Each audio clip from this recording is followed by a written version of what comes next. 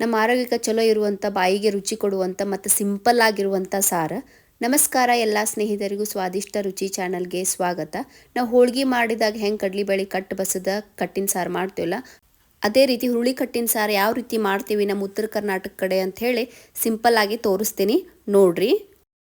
ಇಲ್ಲಿ ನಾನು 1 ಕಪ್ ಅಷ್ಟ ಹುರುಳಿ ಕಾಳನ್ನ 8 ತಾಸು ನೆನೆಸಿ ಕಟ್ಟಿಟ್ಟಿದ್ದೆ. ಅವು ಈ ರೀತಿ ಸಣ್ಣಗೆ ಮೊಳಕೆ ಬಂದವು. ಸ್ವಲ್ಪ ತಂಪೈತ್ಲ ಕ್ಲೈಮೇಟ್, ಅದಕ್ಕೆ ಸ್ವಲ್ಪ ಮೊಳಕೆ ಬಂದವು.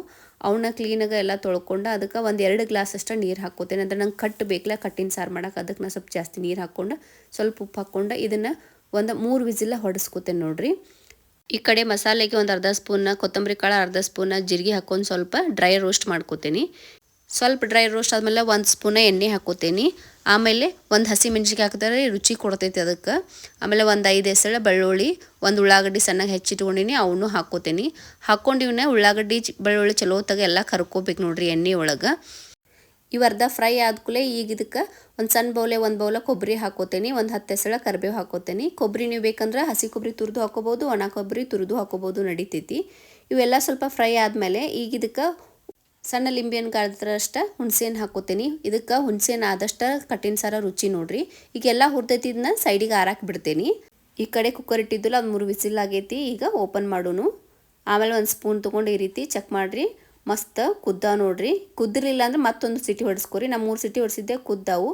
ಈಗ ಇವನ್ನ ಕಟ್ಟು ಬಸದ ತೊಗೋತೀನಿ. ಕೆಳಗಿನ ಕಟ್ಟ ಸಾರು ಮಾಡ್ತೀನಿ, ಮೇಲಿಂದ ಕಾಳು ಏನೈತಲ್ಲ ಇದನ್ನ ಪಲ್ಯ ಮಾಡ್ತೀನಿ. ಮಸಾಲೆ ಏನು ಆರಾಕಿಟ್ಟಿದ್ದಿಲ್ಲ ಆ ರೀತಿ ಅದು ಮಿಕ್ಸಿ ಜಾರಿಗೆ ಹಾಕ್ಕೊಂಡೇನಿ. ಈಗ ಇದಕ್ಕೆ 2 ಸ್ಪೂನ ಹುರುಳಿ ಕಾಳು ಹಾಕ್ಕೋತೀನಿ. ಅಂದ್ರೆ ಸಾರು ತಟ್ಟಿನೂ ಹಾಕತಿ, ರುಚಿನೂ ಕೊಡ್ತೈತಿ. ಈಗ ಇದನ್ನು ಮಿಕ್ಸಿ ಜಾರಿಗೆ ಹಾಕ್ಕೊಂಬರ್ತೀನಿ ನೋಡ್ರಿ. ಈ ರೀತಿ ಸಣ್ಣಗೆ ರುಬ್ಕೊಂಡು ಇದನ್ನು ಸೈಡಿಗೆ ಇಟ್ಕೋತೀನಿ.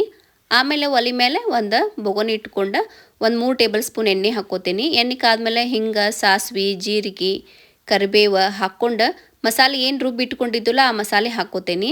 ಇವು ಆಲ್ರೆಡಿ ನಾವು ಮಸಾಲೆ ಹುರಿದಿದ್ವಲ್ಲ, ಇದನ್ನೇನು ಬಾಳೋತಕ ಹುರಿಯೋ ಅವಶ್ಯಕತೆ ಇಲ್ಲ. ಈ ರೀತಿ ಸ್ವಲ್ಪ ಎಣ್ಣೆಯೊಳಗೆ ಮಿಕ್ಸ್ ಮಾಡ್ಕೊಂಡು ಮಿಕ್ಸಿ ಜಾರ್ ತೊಳ್ಕೊಂಡು ಸ್ವಲ್ಪ ನೀರು ಹಾಕ್ಕೋತೀನಿ.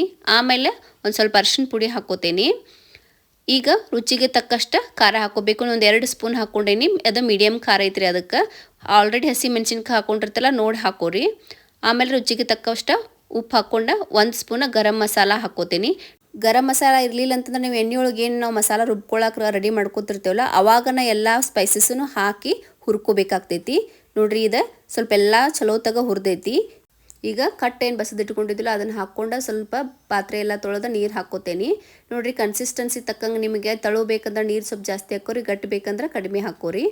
ಈಗ ಇದಕ್ಕೆ 1 ಟೇಬಲ್ ಸ್ಪೂನ್ ಬೆಲ್ಲ, ಸಣ್ಣಗೆ ಹೆಚ್ಚಿದ ಕೊತ್ತಂಬರಿ ಹಾಕ್ಕೋತೇನೆ ನೋಡ್ರಿ. ನಾವು ಆಲ್ರೆಡಿ ಒಬ್ಬಟ್ಟು ಸಾರು ಅಂತ ಹೋಳ್ಗೆ ಮಾಡಿದಾಗ ಏನು ಕಡ್ಲಿಬೇಳೆ ಕಟ್ಟು ತೆಗೆದು ಸಾರು ಮಾಡಿರ್ತೀವಲ್ಲ, ಅದ್ರದ್ದು ವಿಡಿಯೋ ಆಲ್ರೆಡಿ ಹಾಕೇನಿ.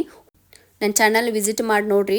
ರೆಸಿಪಿ ಇಷ್ಟ ಆದವು ಅಂದ್ರೆ ನಿಮ್ಮ ಫ್ರೆಂಡ್ಸ್ ಫ್ಯಾಮಿಲಿಗದು ಶೇರ್ ಮಾಡಿರಿ. ಈಗ ಇದನ್ನು ಒಂದು 5 ನಿಮಿಷ ಕುದಿಯಾಕೆ ಬಿಡ್ತೇನೆ ನೋಡ್ರಿ. 5 ನಿಮಿಷ ಆಗೈತಿ.